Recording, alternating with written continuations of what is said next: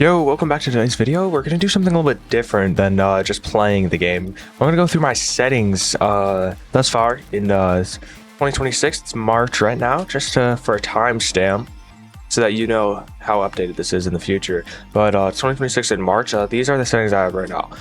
These are just what they are. Just if you want to like copy or something, you can just pause. But I'm gonna go through each one and just explain it as I go. So starting with the gameplay tab.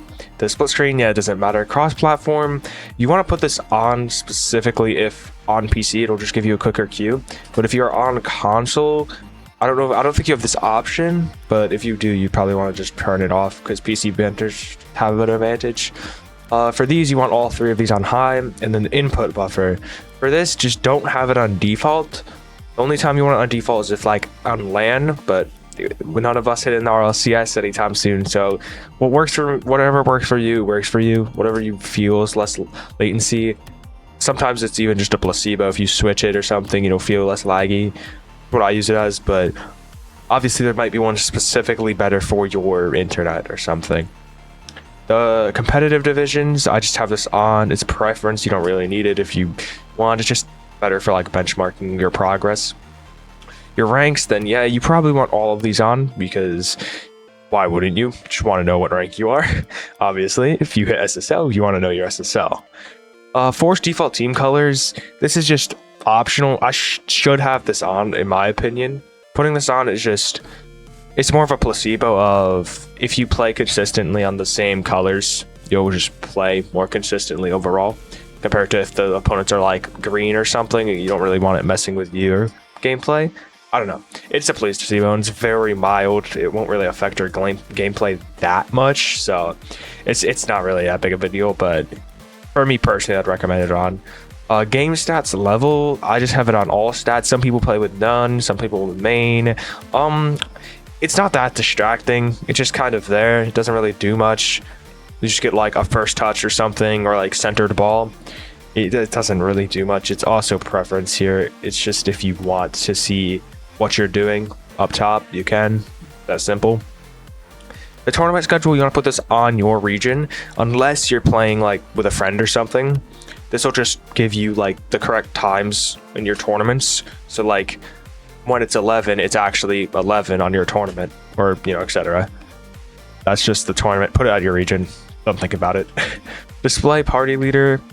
This is just, again, both extremely useless. If you have a lot of drops, just skip the drop opening. I don't know why they put it here instead of like interface, but it doesn't matter. But the skip dropping opening, I just have that on because you just kind of forget about them for a while. But if you want like the anticipation or something like that, just put it off or on. I think it's default off. This is just, again, preference. I don't really care. It's not that big of a deal. It's not going to affect you. All right, on to the camera settings. I have pretty normal camera settings, 110 field of view. This is pretty much how far you can see across your screen, like how wide you can see, almost how backed up the camera is. The distance is how far away you are from your car. You don't want to go really above 280. I haven't seen anybody above 280, and you don't really want to go below 250. I have it on 270, 260 is fine. Anywhere in like this range is good. I just have it on 270, it's my preference. Height is 90. You want to have like maximum 110, minimum 90. So yeah, that's just honestly preference again. I have it on 90. I like closer to the ground there. It's just easier to air dribble in my opinion. If you have it here, you're going to be higher up, easier to see the field, but again, harder to do max and like take off from the ground. Angle is -5. -5 is kind of normal. You want to go down to like lowest is 3, highest would be like 5 or 6 in my opinion. Angle is pretty much how far your camera tilts downwards towards your car. So if you have a high height, you want the angle to be a little bit more. And if you have a really like a low height, you would want it like a little bit lower. But I have it up -5. It's just what I'm used to. So it's preference again. Stiffness being 0.4 is pretty much how like strongly the camera follows your car. Like how quickly it adjusts to directly where you are. So if you have it on 0, it's just gonna like kind of float around. Then if you have it on 1, it won't change whatsoever depending on your turns, speeding up, slowing down, stuff like that. I have it on 0.45. It just gives more like fluid motion in my opinion. Having it on 1, you kind of feel more stiff. It's a lot harder to judge your actual speed. But yeah, again, all preference here. Swivel speed 7.0. It's enough that you can control it. You want to sometimes go lower here if you can't really control your right stick that much. But yeah, 7.0 is a solid place. If you're just like really not that good, can't really control it that much, or you're scared that you're just missing information, bring it down to like 5 and just go up by increments of 0.5. So like 7.5, 5.5, 6.5, 6, etc. Now the transition speed is between when you hit ball cam and off. I have it on 1.3. Some players play on like 1.8, 1.7. 0.3, it's just relatively easier to see what's happening between it, in my opinion. Although in a higher level, you just don't really need this, so you can bring it up the higher the rank you get. It's just habit for me to have it on 1.3. Realistically, I should have it somewhere like in here. But obviously, most pros are going to be playing on like this area because they don't really need that information in between. They just need to know what's happening on the ball. Whereas this area is for people who want the information in between ball and, you know, where you were just looking, the boost or the corner or whatever, your recovery, etc. Yeah, so this is just for information. The lower you want it, don't put it on 1.0. The lowest I would go is 1.3 or 1.4 area. The highest I would go is probably 1.8, 1.9. The demo transition, put it on 0, then forget about it. You don't want to be sitting there looking at the field. You want to know what side you're spawning on, so just put it on 0. You'll just go to what side you're on, and then you can see the field anyways. No point to have it high. If you have it on 1, you're just going to sit where you got demoed and you can't see anyways because the smoke screen. So it really does nothing for you. Just put it on 0, forget about it. Preference again, invert swivel, just ignore it. It's up to you. Also, one more thing is turn off camera shake. Please don't turn that on ever. The controls, we're going to go through the sense here. It's 1.4 and 1.4, kind of low-ish. It's kind of more of a controlled sense now. 1.4, 0.10, 0.7. The sensitivities is pretty much how quickly you get to a max movement in the air or the ground. So steering sense, if I push my joystick slightly to the right, if I had it on 10, it would 10 times that like amount. Like if I clicked it slightly to the right, you would see it going full turn, no in between at 10. But at this, you can control the speed you turn and then in the air, obviously the speed you rotate your car. Also, this aerial sensitivity is extremely important for like air rules, because if you barely push to the right and then you switch it to a 10.0, barely pushing it to the right is going to be maximum to the right. It doesn't change that much specifically with like directional air roll, but like even like free air roll, that changes quite a bit. So the highest I would go is probably like a 2.0, and the lowest I would go is like 1.2. If you want to be more controlled, the lower the sense, the better. The higher, the more like in general mech you're gonna have, like speed on the ball, of like being able to switch the ball's direction quicker, but you need to be a better player in order to do that, so just bring it up as your skill goes up. Your controller dead zone is how far your stick is going to go from center to affect everything, these two here, of like steering and like aerial control. So when you put this up all the way here, you have to move your stick way further compared to if you have it on 0.10. But the problem with this is this can cause like stick drift if you have it really low. Like if you have it here or something, if you have stick drift, it's just going to be worse and worse stick drift, because the lower you go, the more this sense is affected by it. So if your sense is high and you have really low controller dead zone, you're going to have problems with stick drift almost 100% of the time. Dodge dead zone is pretty much, again, just controller dead zone, except for dodges. So a front flip, you don't have to push as far compared to if you have it up at 1, or if you have it at 0.5, you're going to have to push it a lot less than if you have it on 0.7. 0.7 just gives you that ability. It's like a sweet spot. The highest you want to go is like 0.8. The lowest you really want to go is like 0.5, 0.4 area. It also just depends on your controller again. Controller vibration, I have it disabled. It just kind of distracts me, but this is preference. You can turn it on, put it on default, whatever you want. Ball camo, toggle. I would always have it on toggle unless you have like a special back button or something. It would be a really niche scenario where you wouldn't want to untoggle at all. But just put it on toggle and forget about it, especially if you play in controller.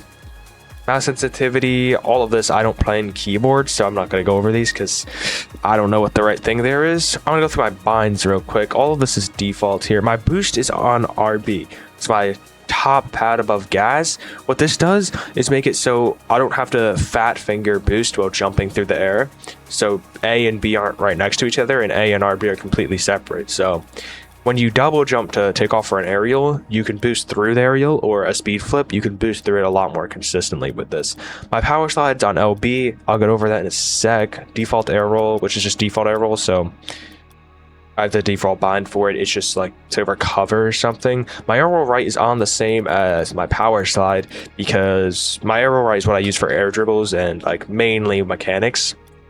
My power slide's on top of it because when you land or when you use power slide in general, it's on the ground, and when you use air roll, it's in the air. So it will never like act with each other. So you're fine. You just put on the same button. So if you have it on like X or something, you put this on X, and then now you don't have to worry about another button on your controller. My air roll left is mainly for my speed flips and half flips, so I just have it on X for the A. It's kind of fat fingered there, but it's not that big of a deal because I can just use free air roll for my like left speed flip. I think that's mainly it. I just switch my scoreboard here. It just gives me more room on my controller. Put on like the select thing.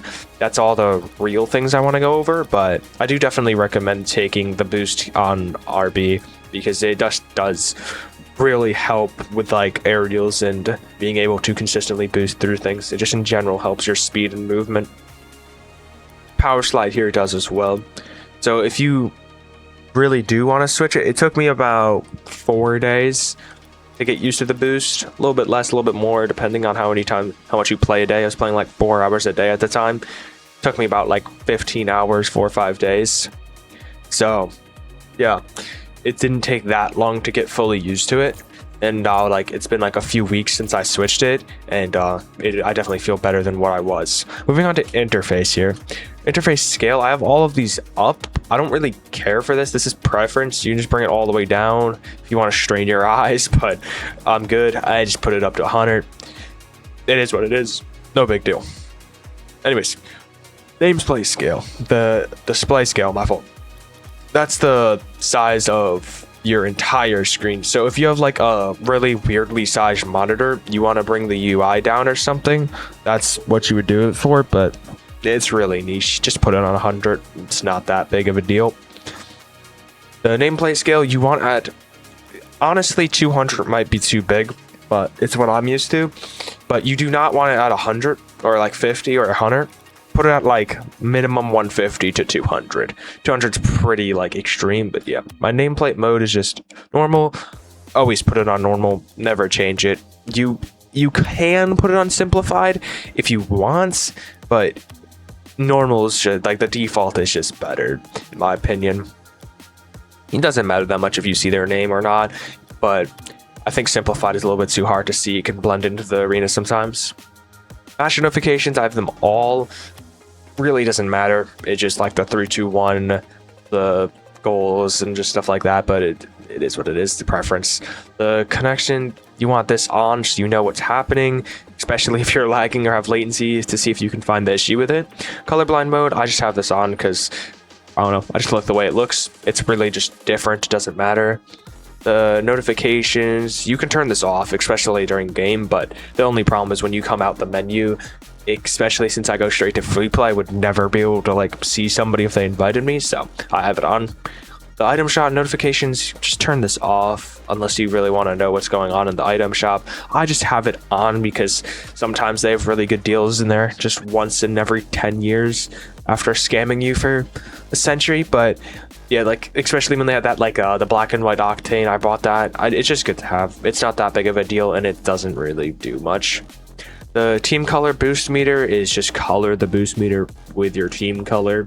It does nothing. It's just an aesthetic. It's preference. Metric, I like having metric on simply because most people do.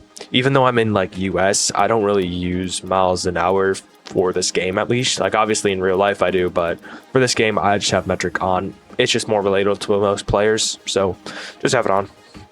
Ball cam indicator, this is just the little arrow thing if it's on and off, or the thing on your screen that says ball cam is on in the bottom right there.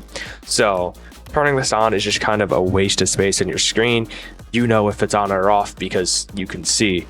The ball arrow, I have this specifically on, even though I could turn this off, but I have it on just because it's been there for so long. If I turn it off, it really would do nothing. I never really use it, but this is preference. But keep these on until you become a little bit higher player, because once you're in like the ranks of like high diamond, low champ, you don't really need these on.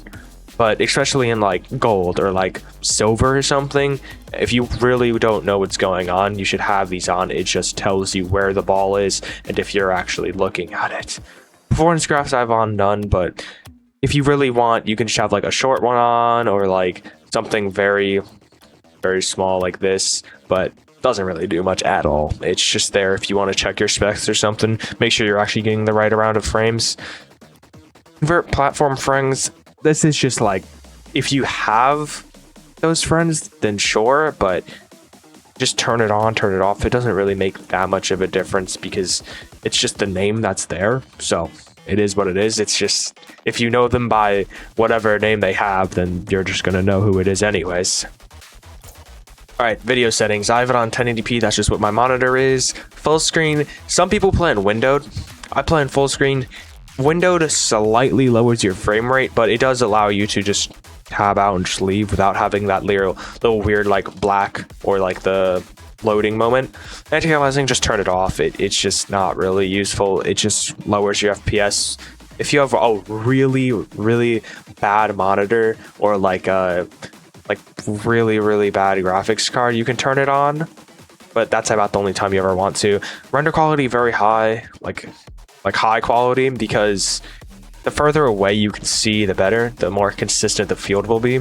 This is just the right side here. I'll go over that. My frames, 360. 360 is a little bit more than you really need. You only need like 240 for this game, up to like 500 is the highest you would ever need. Texture quality, it's just texture detail is on quality. Just have it on. If you can't really perform it, it doesn't really matter. You don't put it on high performance. Putting on performance is fine. But it's just like the grass, the walls, everything looks a little bit better. I could put it on high. It's not that big of a deal.